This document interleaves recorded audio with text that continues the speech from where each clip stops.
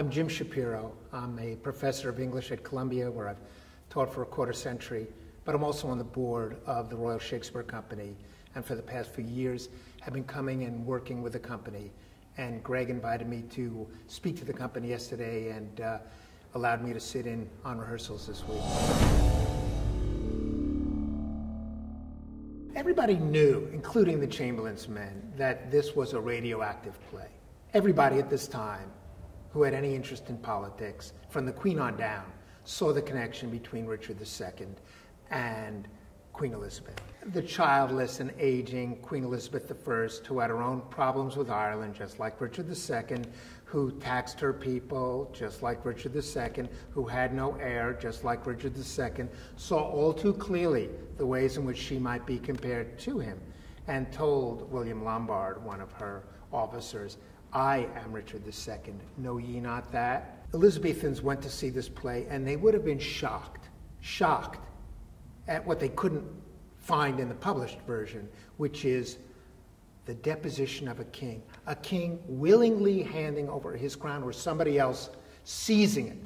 If you look at the first three printed quartos of this play, 1597, 98, 98, which is a runaway bestseller in terms of publication, the deposition scene was missing, and that's what everybody wants. It was missing because you could stage certain things, censored by the Master of Revels, Edmund Tilney, but you couldn't print those things. That was a different censoring body, Archbishop of Canterbury, and he made sure that printed material, seditious material, didn't circulate. The word treason, when it is shouted out in this play, is powerful at every moment. And the one thing you could not imagine in Elizabethan England was killing a king, or the deposing of a king leading to the death of a monarch. Early February 1601, a half dozen supporters of the Earl of Essex come to the Chamberlain's men, and Augustine Phillips, probably Shakespeare, Burbage, and they say, "We want you to stage Richard II." And when Augustine Phillips talks about what play they were asked to do, he said, the deposing and killing of Richard II. No ambiguity about that.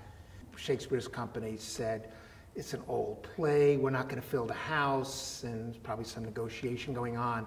They settled for a 40-shilling payment to do this. And they had to know how risky this was.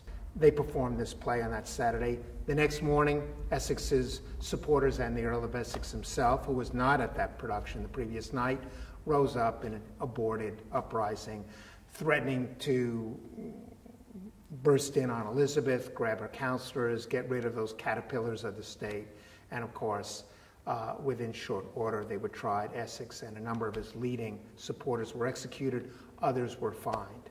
And it all ended quite badly for them. It ended okay for Shakespeare's company. Phillips went in to testify that it was all a big mistake, I suppose, and nothing wrong was intended. And within a month or so, Shakespeare's company was performing again at court. So this is topical. Shakespeare didn't write it with that in mind, but people read things in ways that are not necessarily those that reflect the intentions of the writer. And certainly when Shakespeare wrote it in 1595, he had no expectation of an Essex rebellion 6 years later. But these plays have always reflected political turmoil and spoken to different audiences for which the politics matter at different moments in time and in different countries. Nobody really thought hard enough about what it meant to allow a population to go to the theater year in, year out and watch a play like Richard II, in which a king is deposed and then killed. Because in 1649, an English king on a scaffold of state, Charles I, is deposed and killed. And you can't tell me there's no relationship between those two things.